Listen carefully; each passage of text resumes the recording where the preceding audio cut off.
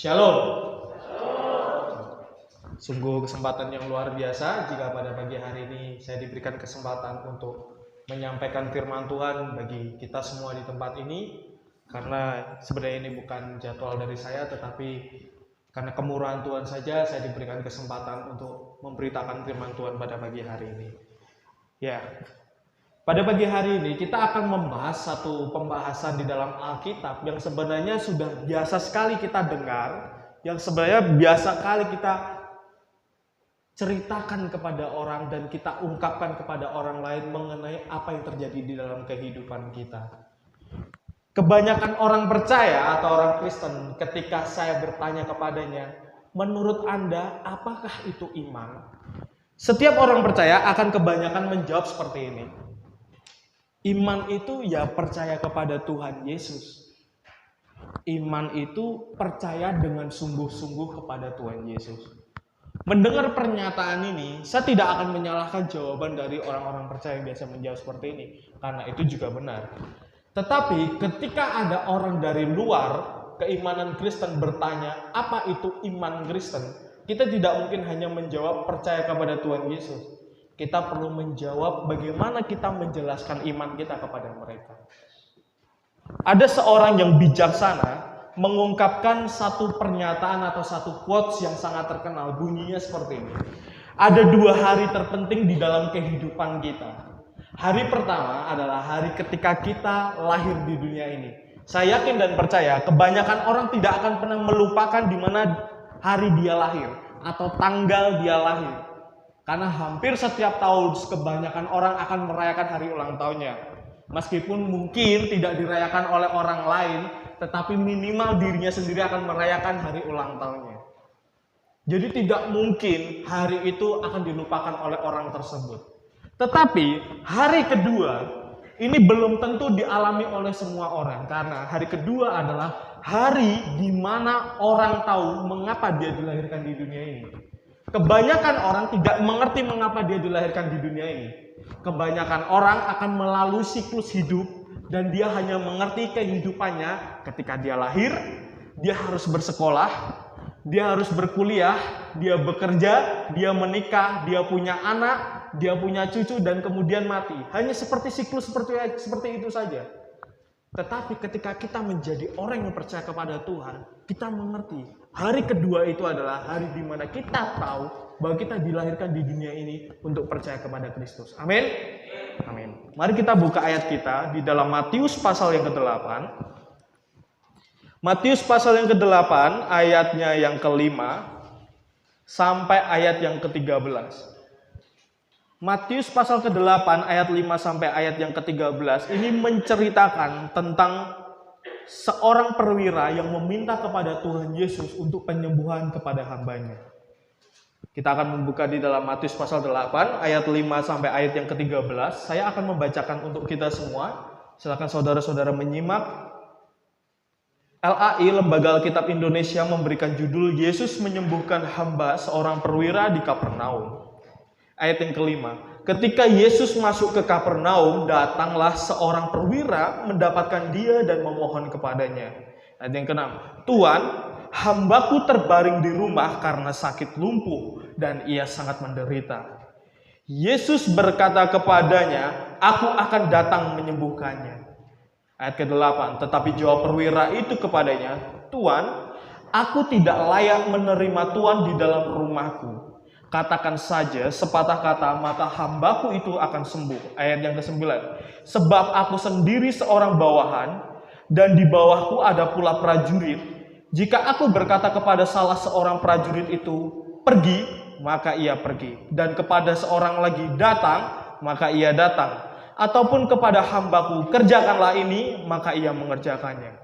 Setelah Yesus mendengar hal itu, heranlah ia dan berkata kepada mereka yang mengikutinya, aku berkata kepadamu, sesungguhnya iman sebesar ini tidak pernah aku jumpai pada seorang pun di antara orang Israel. Aku berkata kepadamu, banyak orang akan datang dari timur dan barat dan duduk makan bersama-sama dengan Abraham, Ishak dan Yakub di dalam kerajaan surga. Sedangkan anak-anak kerajaan itu akan dicampakkan ke dalam kegelapan yang paling gelap, Di sanalah akan terdapat ratap dan kertak gigi. Lalu Yesus berkata kepada perwira itu, pulanglah dan jadilah kepadamu seperti yang engkau percaya. Maka pada saat itu juga sembuhlah hambanya. Ketika kita membaca firman ini, kita perlu ketahui ternyata perwira ini bukanlah orang Israel. Perwira ini bukanlah orang dari kalangan yang percaya kepada Allah. Dijelaskan dia merupakan seorang perwira. Di zaman itu, saudara-saudara, seorang perwira dari kerajaan Romawi yang pada saat itu menjajah Israel, sungguh dia memiliki kekuasaan lebih daripada prajurit-prajurit biasa. Kalau kita membaca di sini, sebenarnya yang membuat saya terheran adalah bagaimana mungkin seorang perwira meminta kesembuhan untuk hambanya. Karena pada saat itu saudara-saudara, kalau kita mempelajari sejarah, hamba atau budak yang pada saat itu dimiliki oleh seorang tuan, dia tidak memiliki harga. Kalau saya boleh jelaskan saudara-saudara, pada saat itu bahkan seorang budak ketika dia dibeli, atau seorang hamba ketika dia dibeli, dia bisa saja dibuka perutnya, lalu kaki dari tuannya dimasukkan di dalam di dalam perutnya ini untuk menghangatkan kakinya. Begitu tidak berharganya seorang hamba atau seorang budak. Karena budak kalau sudah dibeli, dia tidak memiliki harga lain selain menuruti segala perintah yang disuruh oleh tuannya.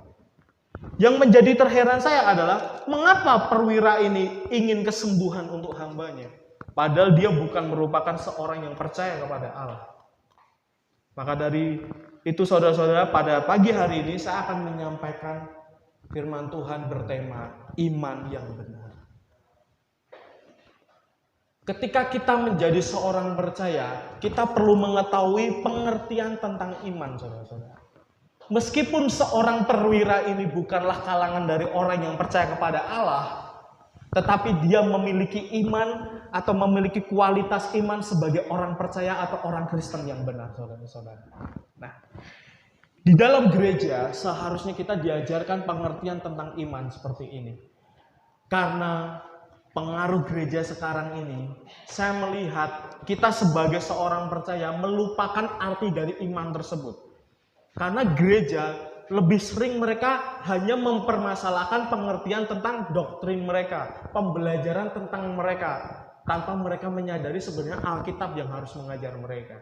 Maka saat itu saudara-saudara, ada 3 pengertian mengenai iman yang benar yang harusnya kita miliki di dalam kehidupan kita, begitupun yang kita pelajari dari seorang perwira ini. Ayat yang kelima, ketika Yesus masuk ke Kapernaum, datanglah seorang perwira mendapatkan dia dan memohon kepadanya, "Tuan, hambaku terbaring di rumah karena sakit lumpuh dan ia sangat menderita." Di dalam gereja, iman yang benar itu harus dinyatakan di dalam sebuah pengertian atau pengajaran yang benar. Kalau pengertian tentang Allah itu tidak benar, dia tidak akan mengerti siapa itu Yesus. Jadi kita sebagai orang percaya, kalau kita menolak Yesus sebagai Tuhan atau Allah, berarti pengertian kita atau pikiran kita mengenai Allah itu sudah salah, saudara-saudara. Saya akan mengeluarkan sedikit bahasa yang mungkin sangat jarang sekali didengar oleh kita, tetapi untuk di kalangan gereja harusnya kita sering mendengar kata ini. Kita pernah mendengar satu gereja yang namanya Gereja Ortodoks Syria, Gereja Ortodoks Alexandria, Gereja Ortodoks Rusia. Banyak sekali gereja-gereja ortodoks. Apa sih ortodoks itu? Ortodoks itu merupakan bahasa Yunani dari 2 kata, yaitu orto dan doxia. Orto itu artinya kebenaran, doxia itu artinya kemuliaan. Sedangkan doxia ini merupakan akar kata dari kata dokeo yang artinya pikiran atau pengajaran. Dari kata dokeo ini akhirnya muncul istilah doktrin. Mengerti saudara? Dari kata dokeo ini muncullah istilah doktrin. Doktrin adalah pengajaran gereja yang diberikan kepada jemaat. Kalau pengertian dari gereja ini diberikan jemaat tidak sesuai dengan apa yang diperintahkan oleh Alkitab, maka pengertian daripada orang percaya itu tidak akan memahami kekristenan dengan benar. Di sini seorang perwira, meskipun dia tidak mempelajari atau tidak mengerti tentang hukum Allah, tetapi dia mempraktekkan dalam hidupnya bahwa dia menyadari Yesus adalah satu-satunya Tuhan dan Allah yang perlu disembah. Makanya itu dia datang kepadanya. Ketika pikirannya berkata Yesus bisa menyembuhkan hambanya, ketika Yesus bisa membuat segala sesuatunya terjadi kepada hambanya, dia datang kepada Tuhan Yesus itu sendiri. Begitupun kita.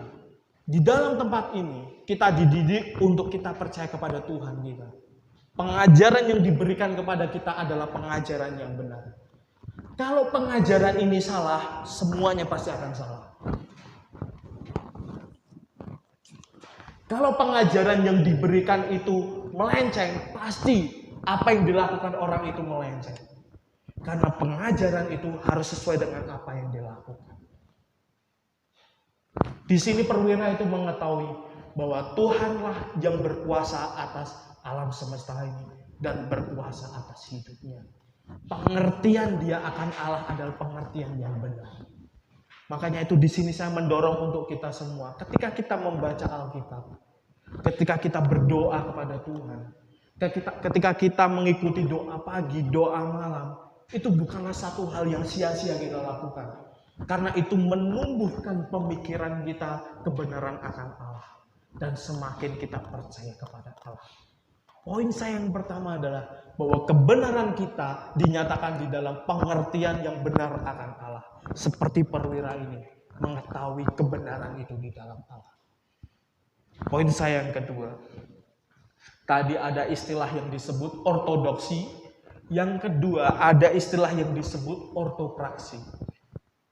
Bahwa ketika kita dinyatakan orang yang beriman, di dalam Yakobus pasal yang kedua, ayatnya yang ke-14, yang perikopnya berkata, iman tanpa perbuatan adalah mati. Kenapa Yakobus mengeluarkan istilah iman tanpa perbuatan adalah mati? Karena ini berhubungan dengan kita sebagai orang percaya. Kalau kita sekedar mengerti iman di dalam pengajaran kita, tetapi kita tidak melakukannya di dalam perbuatan kita, hakikatnya adalah mati. Orto itu adalah kebenaran, praksi itu adalah perbuatan atau perilaku. Kebenaran iman harus dinyatakan di dalam perbuatan. Seperti perwira ini, saudara-saudara. Dia datang kepada Tuhan Yesus. Dia bergerak datang kepada Tuhan Yesus. Meminta kesembuhan untuk hambanya. Kalau kita menginginkan kesembuhan, kalau kita menginginkan sesuatu di dalam hati kita, tapi kita tidak pernah datang kepada Tuhan, pengertian akan Tuhan kita runtuh. Kalau kita percaya Tuhan bisa menjawab segala doa kita, Tuhan bisa melakukan segala sesuatu di dalam kehidupan kita, tapi kita tidak pernah datang kepadanya, no, saudara-saudara, mati iman kita. Tidak akan terjadi apapun, saudara-saudara. Karena yang dikehendaki Tuhan adalah datanglah kepadaku. Perwira ini datang kepada Tuhan Yesus. Dia meminta untuk kesembuhan hambanya. Bahkan ketika Tuhan Yesus berkata kepada perwira ini, aku akan datang ke tempatmu. Berarti Tuhan berkenan untuk menyembuhkan hamba dari perwira ini. Tapi apa yang dikatakan oleh perwira ini? Dikatakannya, tidak usah Tuhan. Aku tidak layak menerima engkau. Katakan sepatah kata saja akan sembuh. Luar biasa sekali, saudara-saudara. Dia memiliki iman di dalam pengertian yang benar bahwa Tuhan bisa menyembuhkannya, bahwa Tuhan bisa menjawab doanya, tetapi dia juga memiliki action, ya, action.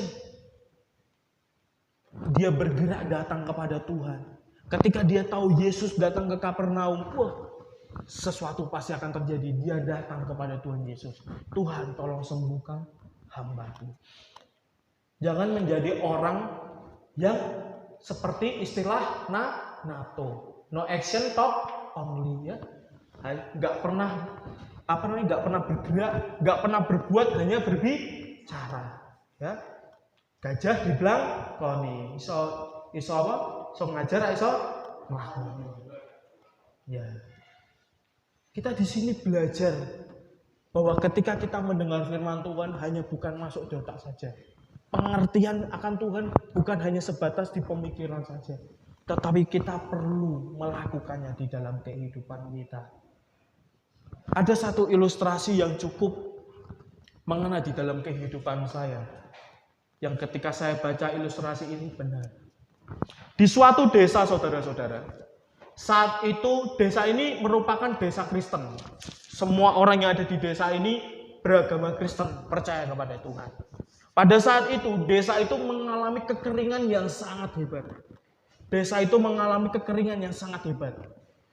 Hingga suatu ketika, karena kekeringan semakin melanda lama, kepala desa ngomong kepada pendeta yang ada di gerejanya. Bagaimana ini, Pak? Kita memerlukan hujan untuk panen di desa kita. Kalau enggak, ini semua tumbuhan tanaman yang kita tanam, kebun-kebun semua mati. Akhirnya pendeta memiliki usul. Mari kita berdoa kepada Tuhan. Setelah mereka merapat, ditentukan harinya, akhirnya ya, mereka datang untuk berdoa satu kampung meminta hujan kepada Tuhan. Harinya telah tiba. Semua orang yang ada di kampung itu datang ke gereja untuk mereka meminta hujan kepada Tuhan dan berdoa kepada Tuhan. Setelah berdoa, pendeta itu berkhotbah dan di akhir khotbahnya pendeta ini berbicara seperti ini. Di antara semua kita yang ada di tempat ini, hanya ada satu orang saja yang menurut saya beriman kepada Tuhan. Wah, mereka saling berpikir, kenapa Pak Pendeta berkata seperti itu? Karena semua berdoa dengan sungguh-sungguh, meminta hujan kepada Tuhan. Tetapi kenapa pendeta ini hanya berkata hanya ada satu orang saja yang dikatakan beriman kepada Tuhan dengan sungguh-sungguh? Akhirnya pendeta itu menjelaskan kepada jemaat yang ada. Lihatlah anak kecil yang ada di pojok sana. Semua orang tertuju kepada seorang anak kecil perempuan yang ada di pojok. Lalu berkatalah pendeta itu kepada jemaatnya. Lihatlah apa yang dia bawa. Anak kecil itu membawa apa? Payung. Membawa apa, saudara-saudara? Payung. Semua orang berpikir, kenapa dikatakan dia adalah orang yang beriman? Ya, karena ketika mereka semua meminta hujan, hanya ada satu anak kecil itu yang membawa payung. Berarti dia beriman akan terjadi hujan. Terkadang kita tidak pernah memiliki action, hanya berkata, ya aku berdoa kepada Tuhan. Ya Tuhan, aku percaya Tuhan, kamu akan memberkati aku. Tapi kita tidak pernah bekerja. Kita tidak pernah menggunakan hikmat kita untuk kita mendapatkan sesuatu yang kita inginkan. Kalau kita ingin pintar, apa Tuhan akan langsung memberikan? Ini pintar. Kita perlu belajar. Apakah ketika saya bisa berkhotbah seperti ini, saya tidak melalui proses untuk saya belajar? Tentu saja tidak. Saya pasti akan belajar. Maka dari itu, poin yang kedua adalah iman tanpa perbuatan mati. Yang pertama, iman kebenaran dinyatakan melalui kebenaran pengajaran firman Tuhan. Yang kedua, iman tanpa perbuatan adalah mati. Dan poin yang terakhir adalah ortopati, atau yang biasa kita sebut dengan penyembahan. Ketika kita datang kepada Tuhan, kita bergerak kepada Tuhan, apa yang kita lakukan adalah bukti dari penyembahan kita, sikap hati kita yang benar. Di dalam Alkitab jauh sangat banyak sekali kita melihat bagaimana Tuhan Yesus menegur daripada orang-orang Farisi, ahli-ahli Taurat dan orang-orang Saduki. Kalau kita berbicara mengenai pengertian mereka, otak mereka, siapa yang tidak percaya kepada orang Farisi? Dikatakan dia melakukan semua apa yang diperintahkan hukum Taurat. Sangat luar biasa, saudara-saudara. Itu berbicara mengenai knowledge, pengertian akan firman Tuhan. Ahli-ahli Taurat pintar. Seperti Paulus disebut dia adalah seorang Sanhedrin. Orang yang berada di mahkamah agama. Dia adalah orang yang pintar. Ya. Yang kedua, mereka melakukan enggak? Melakukan. Bahkan dikatakan Kalau kehidupanmu tidak lebih daripada orang Farisi atau ahli Taurat, kamu tidak bisa diselamatkan. Poin kedua, bisa, saudara. Poin pertama, melalui knowledge, pengajaran ahli Taurat, orang Farisi, lebih. Perbuatan mereka melakukan. Bahkan lebih daripada orang-orang yang ada. Tetapi, Tuhan Yesus menyinggung mereka. Ya, Tuhan Yesus menyinggung mereka. Maaf. Ya, Tuhan Yesus menyinggung mereka. Mereka seperti kuburan yang hidup. Dalamnya itu isinya tulang-tulang, luarnya bagus. Ya. Kalau kita main ke kuburan, apalagi ke kuburan Cina yang ada di Ambarawa, bagus tempatnya. Tapi dalamnya adalah busuk, tulang-tulang. Maka dari itu poin ketiga saya adalah iman harus dinyatakan di dalam sikap hati atau penyembahan yang benar. Kalau sikap hatinya tidak benar, runtuh juga imannya. Percuma dia beriman kepada Tuhan. Seperti orang-orang Farisi. Seperti ahli-ahli Taurat. Hebat secara knowledge. Pintar berkhotbah. Luar biasa di dalam ketika dia menyampaikan firman Tuhan, ketika dia mengajar. Melakukannya enggak? Melakukannya. Dia disebut sebagai pelaku firman Tuhan. Wah, luar biasa. Setiap hari berdoa, setiap hari melayani jemaat-jemaatnya, mengkonseling, dan juga melayani segala sesuatu pekerjaan Tuhan. Tetapi yang ketiga adalah poin yang paling susah. Yaitu adalah sikap hati yang benar. Apa motivasinya dalam pelayanan? Apakah imannya dinyatakan di dalam sikap hati yang benar? Apakah imannya itu dinyatakan untuk penyembahan dia akan Tuhan? Apakah pendidikannya, knowledge-nya, perilakunya itu untuk Tuhan atau hanya untuk menyombongkan dirinya sendiri? Kita perlu mengkoreksi hati kita. Apakah selama ini ketika kita percaya kepada Tuhan, sikap hati kita sudah benar di hadapan Tuhan? Melalui kejadian yang dikatakan oleh perwira itu, Tuhan Yesus berkata seperti ini. Tidak pernah kujumpai iman sebesar ini di Israel. Dia berkata akan tiba waktunya dari timur dan barat. Akan terlebih dahulu datang kepada Tuhan. Dan makan bersama-sama dengan Abraham. Saya rindu kita semua di tempat ini seperti yang dikatakan Tuhan Yesus, datang kepadanya dan makan bersama-sama dengan Abraham. Bagi itu membuktikan bahwa iman kita benar di hadapannya. Bukan merupakan iman yang loyo atau lagi iman yang tidak bisa mempertanggungjawabkan apa yang diperkatakan. Maka dari itu saudara-saudara, 3 poin ini menyatakan bahwa iman kita adalah iman yang benar. Iman harus sesuai dengan pengertian yang benar akan Tuhan, yang selalu dinyatakan di dalam perbuatan kita, dan disertai dengan sikap hati kita yang benar. Sehingga ketika kita nanti tiba waktunya untuk datang menghadap tahta itu, maka berbunyilah dari Tuhan, "Sabaslah hambaku yang baik dan setia, masuklah dalam kerajaan surga." Amin, saudara-saudara. Amin. Karena itulah yang kita rindukan di dalam kehidupan kita.